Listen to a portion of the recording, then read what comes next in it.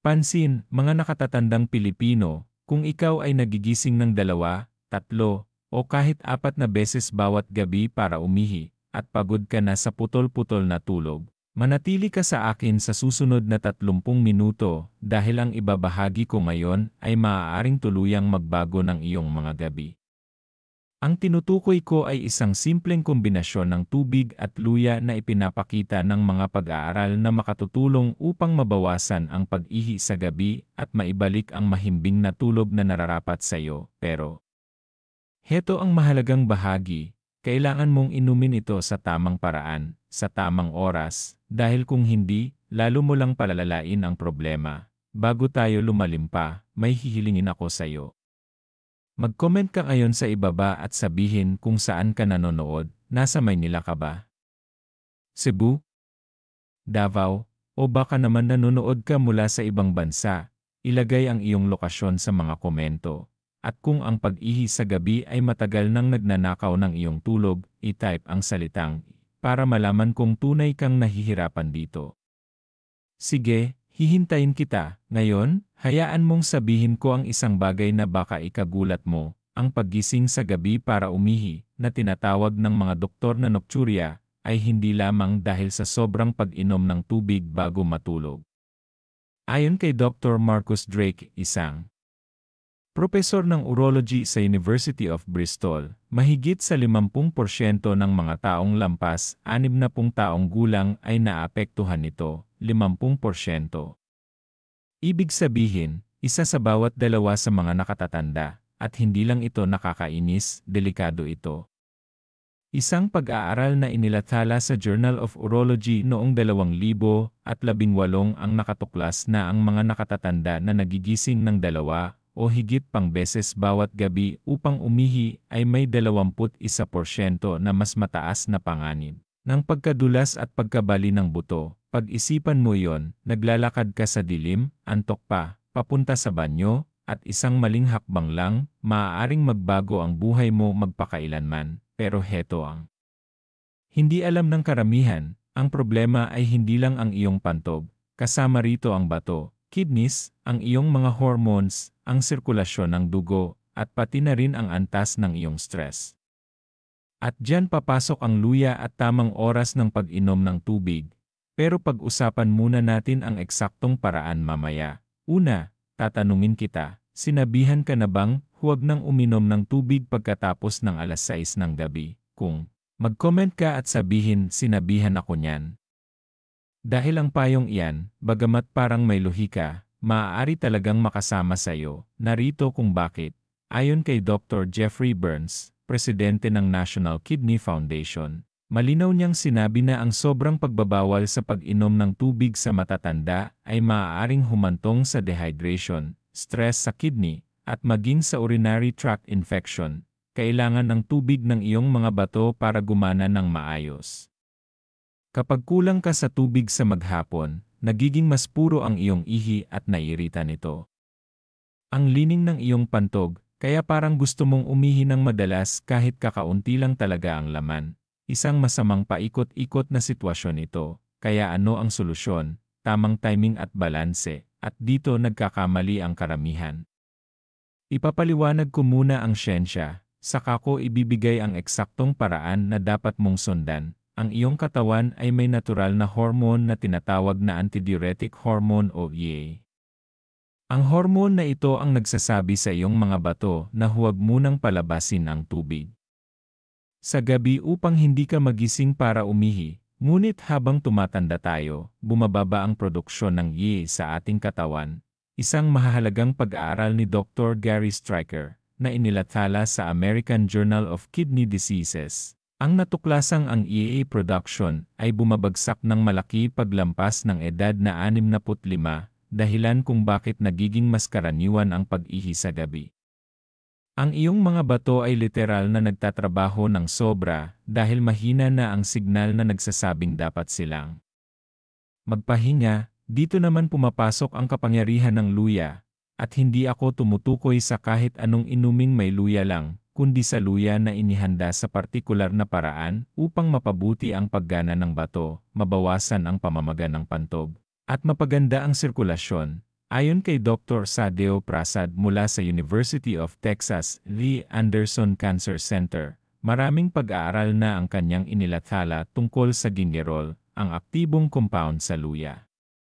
Ipinakita ng kanyang mga pag-aaral na ang gingerol ay may malakas na anti-inflammatory properties na nakakabawas ng pamamaga sa mga tissue, kabilang na ang pantog at prostate ng mga lalaki. Ang pamamaga sa pantog ay ginagawang sobrang aktibo ito.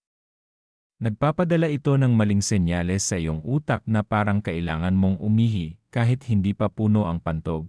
Ang luya ay tumutulong para patahimikin ang pamamaga na iyon, ngunit may higit pa.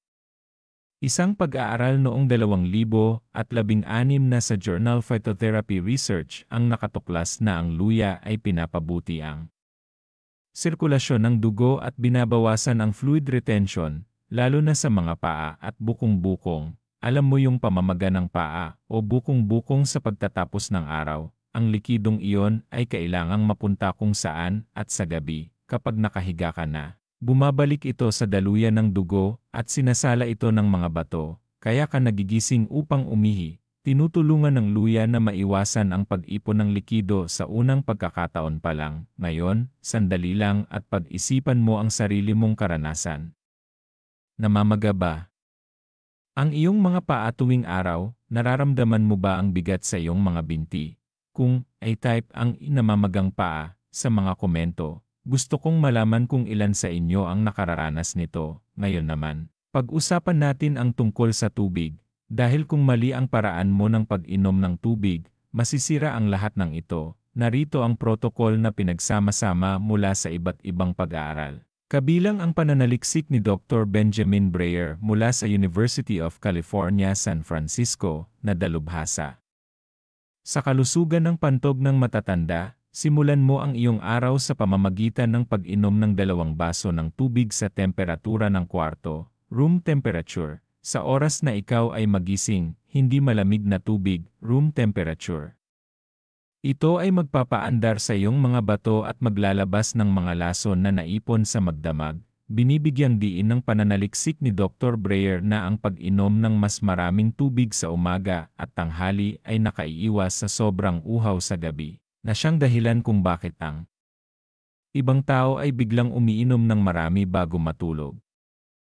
Sa pagitan ng almusal at tanghalian, uminom ng 3 hanggang 4 na baso ng tubig, dahan-dahang higupin, huwag lagukin. Ang layunin mo ay maabot ang 70% ng iyong pang-araw-araw na pangangailangan sa tubig bago mag-alas 2 ng hapon. Para sa karamihan ng mga nakatatanda, iyon ay humigit kumulang 5 hanggang 6 na baso ng tubig bago maghapon. Ngayon, narito ang kritikal na bahagi. Pagkatapos ng alas 3 ng hapon, unti-unti ka nang magbabawas, sa pagitan ng alas 3 at alas 6 ng hapon, limitahan ang sarili sa 1 o 2 maliit na baso ng tubig, kaunting higop lamang kapag nauuhaw, at pagkatapos ng alas 6 ng gabi, itigil ang pag-inom ng maraming tubig. Maaari kang uminom ng maliliit na lagok kung kailangan mong uminom ng gamot o kung nanunuyo ang iyong bibig. Pero huwag nang inom ng buong baso. Pero teka, baka iniisip mo, hindi ba ako mauuhaw? Narito ang sikreto, kung tama ang pag-inom mo ng tubig sa umaga at hapon, hindi ka mauuhaw sa gabi. Ang uhaw na nararamdaman mo sa gabi ay kadalasan dahil kulang ang inom mo ng tubig sa maghapon. Ito ay pattern problem, hindi nighttime problem. Kung sinusundan mo ito at may saysay sa'yo, mag-comment ka ngayon at sabihin may saysay ito. Gusto kong malaman kung nauunawaan mo dahil ang susunod na bahagi ay nakabatay dito. Ngayon, idagdag natin ang luya sa kombinasyon. Pero hindi basta-bastang inuming may luya, napakahalaga ng tamang oras at paraan ng paghahanda. Ganito ang gagawin mo, bawat umaga, pagkagising mo at pagkatapos mong uminom ng unang 2 baso ng tubig, maghanda ka ng sariwang tsaan ng luya. Kumuha ng 1 pirasong luya na kasing laki ng iyong hinlalaki, balatan ito. Hiwain ito ng manipis, ilaga ang mga hiwang iyon sa 2 tasa ng tubig at pakuluan ng 10 minuto. Pagkatapos, palamigin ng bahagya hanggang sa ito ay maging maligamgam, hindi mainit. uminom ng isang tasa nito sa kalagitnaan ng umaga, bandang alas 9 o alas 10. Uminom ng ikalawang tasa sa maagang hapon, bandang 1 o alas 2, huwag kailanman pagkatapos ng alas 3 ng hapon. Bakit mahalaga ang oras na ito? Dahil ang luya ay isang banayad na diuretic. Tumutulong ito sa katawan mong ilabas ang sobrang likido sa araw kung kailan. Gising ka at aktibo, ayon kay Dr. Michael Murray, isang naturopathic physician at author ng The Encyclopedia of Healing Foods, ang epekto ng luya bilang diuretic ay banayad at natural. Hindi tulad ng mga gamot na diuretic na maaaring maging marahas sa katawan. Sa pag-inom ng tsaa ng luya sa umaga at maagang hapon, tinutulungan mong mailabas ng katawan ang naipong likido habang gising ka pa. Kaya hindi ito naiipon at inilalabas ng iyong mga bato sa gabi, pero may isa pang benepisyo na mas mahalaga para sa mga nakatatanda. Ang luya ay nagpapabuti ng pagtunaw ng pagkain at nagbabawas ng kabag. Ang kabag ay naglalagay ng presyon sa iyong pantog. Ayon kay Dr. Vasant Lad, isang Ayurvedic physician at author, malawakan niyang ipinaliwanag kung paanong ang kabag sa tiyan ay dumidiin sa mga pelvic organs, kabilang ang pantog, na nagdudulot ng madalas na pag-ihi. Kapag umiinom ka ng tsaa ng luya ng regular, gaganda ang iyong panunaw, bababa ang kabag, at mababawasan ang presyon sa iyong pantog. Hayaan mong magbahagi ako ng isang emosyonal na bagay dito. Isipin mo kung ano ang magiging buhay mo kung makakatulog ka ng tuloy-tuloy sa magdamag. Isipin mong mabuti, matutulog ka ng alas 10 ng gabi, ipipikit mo ang iyong mga mata. At ang susunod na beses na magigising ka, alas 6 na ng umaga, sumisilip ang liwanag ng araw sa bintana, ramdam mo ang kapahingahan, wala kang pananakit ng katawan dahil sa putol-putol na tulog, hindi ka pagod bago pa man magsimula ang araw. May lakas kang makipaglaro sa mga apo, may sigla kang magluto, may lakas kang manalangin, may lakas kang mabuhay, hindi iyon pantasya, posible iyon para sa iyo. Kung naramdaman mo sa puso mo ang imaheng iyon, kung nais mong maranasan ang ganitong buhay, i-type mo sa mga komento ang gusto ko ito.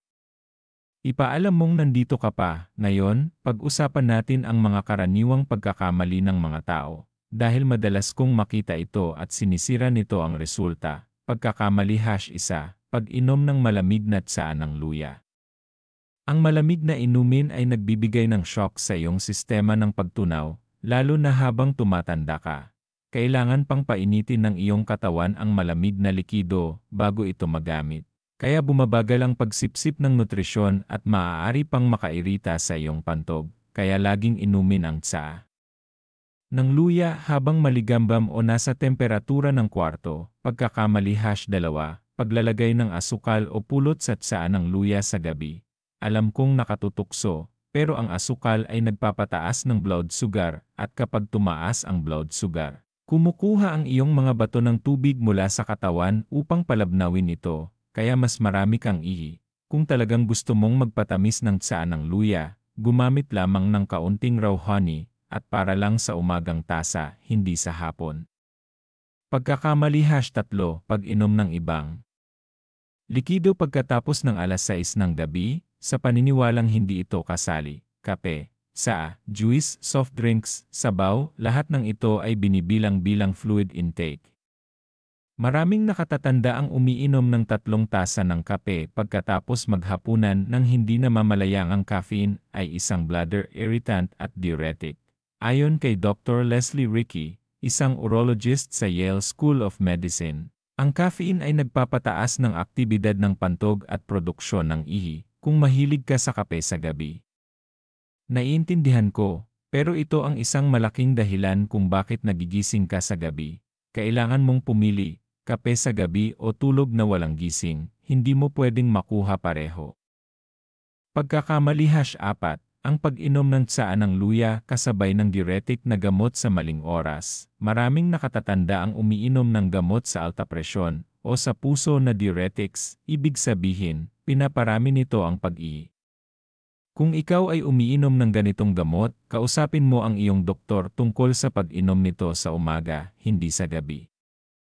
Isang pag-aaral sa Journal of Clinical Hypertension ang nakatuklas na ang paglipat ng oras ng pag-inom ng diuretics mula gabi tungong umaga ay nagpababa ng pag-ihisa.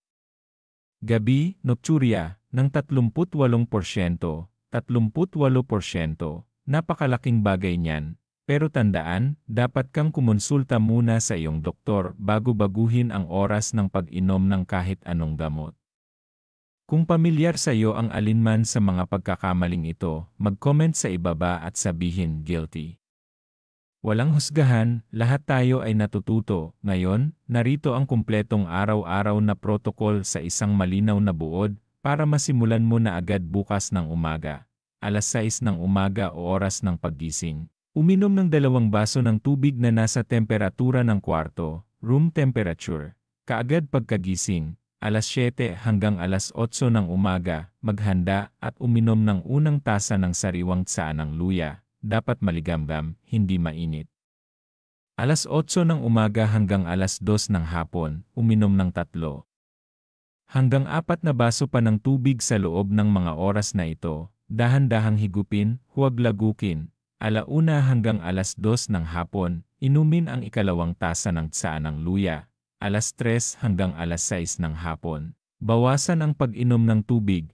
1 o 2 maliit na baso lamang, maliliit na higop lang kapag nauuhaw. Pagkatapos ng alas 6 ng gabi, wala ng tubig, maliban sa maliliit na lagok para sa gamot, walang kape, tsaa, o iba pang inumin. Bago matulog, pumunta sa banyo at ubusin ang laman ng pantog.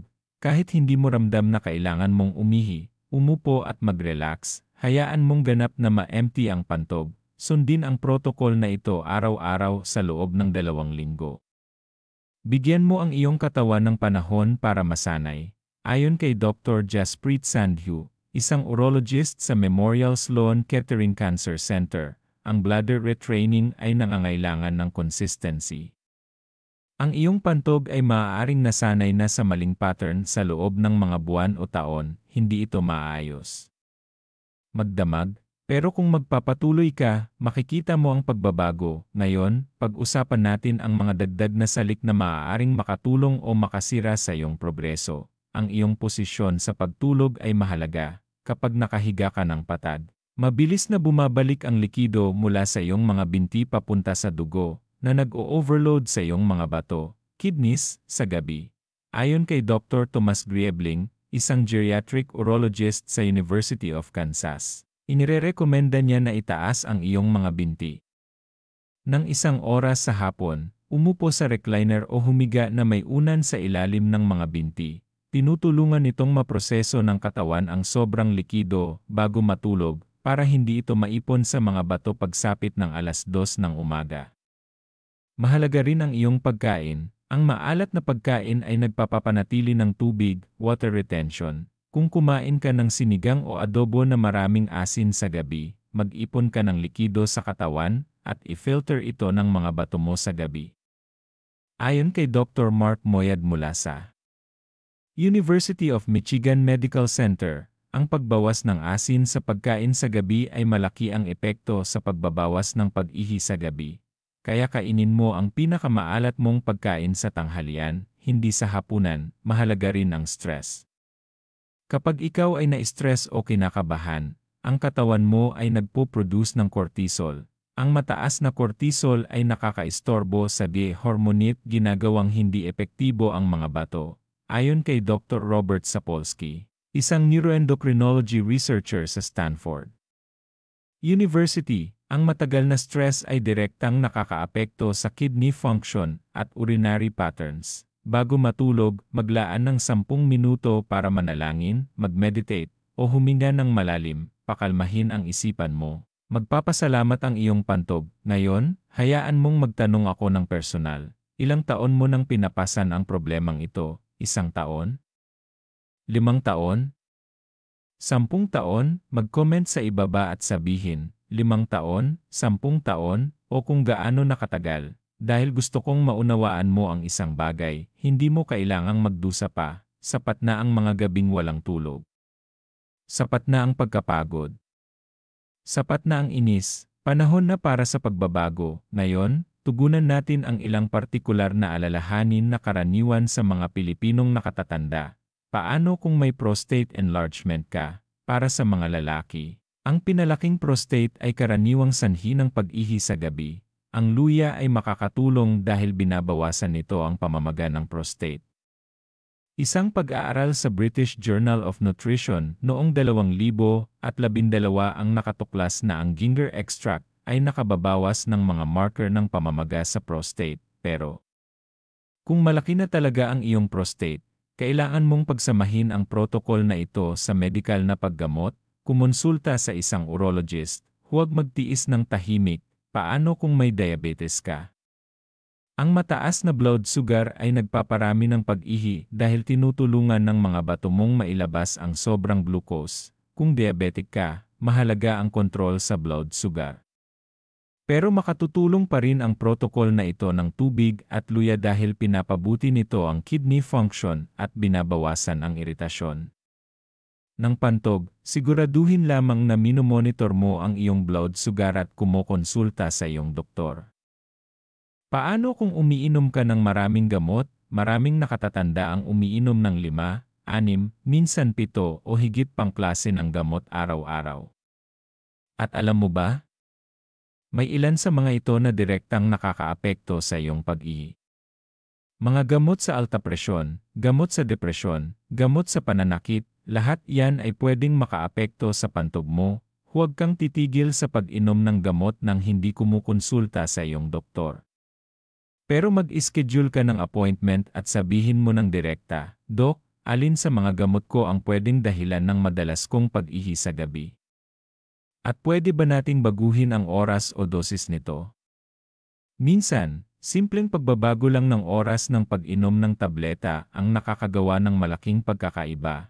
Kung ikaw ay umiinom ng maraming gamot at nahihirapan sa pag-ihi sa gabi, ay type sa comments ang multiple meds. Gusto kong malaman kung ilan sa inyo ang may ganitong sitwasyon. Isa pa, ehersisyo. Alam ko, baka sumasakit ang iyong mga kasukasuan o limitado na ang dalaw mo. Pero kahit kaunting kilos ay malaking tulong na. Kapag naglalakad ka, kahit mabagal, kahit paikot lang sa loob ng bahay, tinutulungan mo ang iyong sirkulasyon. Tinutulungan mo ang katawan mong ilabas ang sobrang likido sa araw kaysa sa naiipon ito sa mga binti. Si Dr. Maria Westerterp mula sa Maastricht University ay nagsagawa ng pag-aaral na nagpapakita na kahit banayad na ehersisyo ay nakakatulong para gumanda ang function ng kidney at mabawasan ang fluid retention sa matatanda. 10 minuto ng paglalakad pagkatapos mag-almusal. 10 minuto pagkatapos magtanghalian. Iyon lang ang kailangan para makapagsimula. Ngayon, pag-usapan natin ang sensitibong paksa, mga pad o diaper. Maraming senior ang nagsusuot nito bago matulog dahil takot silang maaksidente o mabasa ang kama. Naiintindihan ko yan. Pero alam mo bang minsan, nagiging psychological dependence ito. Nasanay na ang isip mo na okay lang umihi sa gabi dahil protektado ka naman. Kaya humihina ang signal ng utak mo na dapat magising bago ka umihi. Ayon kay Dr. Catherine Bourgeau, isang researcher sa University of Alabama, ito ay tinatawag na learned behavior. Kung gumagamit ka ng pad ngayon, hindi ko sinasabing itigil mo agad. Pero habang sinusunod mo ang ating protocol at napapansin mong bumababa na ang bilang ng pagbangon mo sa gabi, subukan mong magtiwala ulit sa sarili mo, isang gabi lang na walang pad. Pagkatapos ay 2 gabi. Unti-unti mong ibalik ang iyong kumpiyansa. May gusto akong ibahagi na nakakaantig ng puso. Isa sa mga viewer ko, si Lola Maria mula Pampanga, nagpadala sa akin ng mensahe noong nakaraang buwan. 72 taong gulang na siya. 8 taon na siyang hindi nakakatulog ng tuloy-tuloy. Gabi-gabi siyang nagigising 4 o 5 beses. Pagod siya. Malungkot. At pakiramdam niya pabigat siya sa pamilya niya. Sinimulan niya itong eksaktong protocol na tinuro ko, tamang oras ng tubig, salabat, at pagtaas ng paa. Sa unang linggo, walang nagbago. Naisip niyang sumuko na. Pero sabi ko, Lola Maria, tuloy lang. Pagdating ng ikalawang linggo, mula sa 5 beses na pag-ihi sa gabi, naging 3 na lang, sa ika-4 na linggo, 1 na lang, at noong nakaraang linggo, nagpadala siya ng voice message, umiiyak. Nakakuha siya ng 7 oras na tulog ng tuloy-tuloy. Sabi niya, pakiramdam ko bumalik ang buhay ko. Iyon din ang pwedeng mangyari sa'yo. Kung naantig ka sa kwento ni Lola Maria, ay type mo sa comments, Lola Maria inspires me. Ngayon, pag-usapan natin ang pinakamahalagang bahagi, ang iyong isipan. Baka iniisip mo, matanda na ako. Sirang-sira na ang katawan ko. Hindi na ito gagana. Itigil mo yan. Makinig kang mabuti, hindi sirang-sira ang katawan mo. Tumanda lang ito, pero ang pagtanda ay hindi kailangang may kasamang paghihirap, ayon kay Dr. Luigi Ferroxi, Scientific Director ng National Institute on Aging sa LIA. Karamihan sa mga sintomas na iniaakma natin sa pagtanda ay dulot lang ng mga maling nakasanayan sa pamumuhay. Ang madalas na pag-ihi sa gabi ay hindi palatandaan ng pagtanda, isa itong pattern na pwedeng baguhin, pero kailangan mong maniwala. Kailangan mong mag-commit. Hindi lang ng 1 araw o 3 araw, 2 linggo na tuloy-tuloy. Bigyan mo ng panahon ang iyong katawan na mag-adjust. Bigyan mo ng panahon ang iyong pantog na ma-retrain. Hindi mo ito nakuha overnight. Kaya hindi rin ito mawawala overnight.